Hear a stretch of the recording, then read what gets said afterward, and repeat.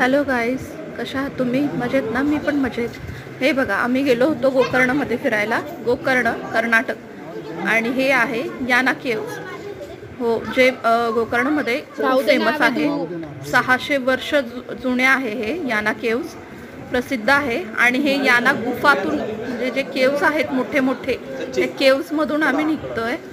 बघू शकता तुम्ही. खूप सुंदर अनुभव. हे बघा केव्स. खूप सुंदर अनुभव होता आमचा. कर्नाटक गोकर्ण अप्रतिम सौंदर्य आहे कर्नाटकात.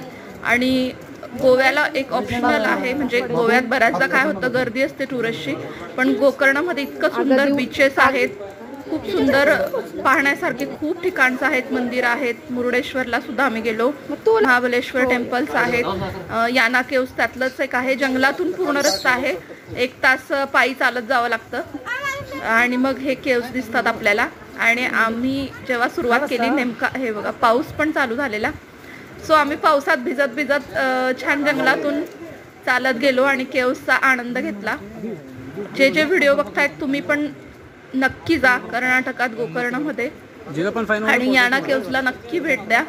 हे विशाल महाकाय खूप जुने आहेत. आणि असं म्हणतात की भगवान शिवने भस्मासुराला जेव्हा हे दिलं होतं, त्यांनी स्वतःच्याच डोक्यावर हात ठेवला होता आणि त्याचा भस्म झाला होता, अशी तिथे पौराणिक कथा आहे. बोर्डवर लिहिलेली आम्ही वाचली. सो खूप छान व्ह्यू आहे. वरून म्हणजे असं उंच आहे ते, आणि वर गेल्यावर इतकं सुंदर वाटत होतं बघायला. अप्रतिम सौंदर्य आहे. खूप मजा आली. माझ्या दोन्ही मुली पण चालल्या एवढ्या वेळ. हे बघा केव्स, मोठे मोठे 2 केव्स आहेत, बाकीचे काही 1-2 छोटे छोटे आहेत. आणि इथे याना हे जे मंदिर दिसत आहे, या देवीचं नाव आहे याना टेम्पल. हे जे मंदिर दिसत आहे, पिलू इकडे,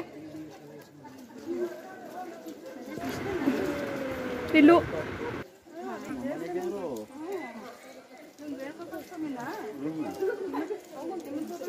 ಬತ್ತಿ ಅಂತ ಇದು ಮಾಡ್ಬಿಟ್ಟಾರೆ.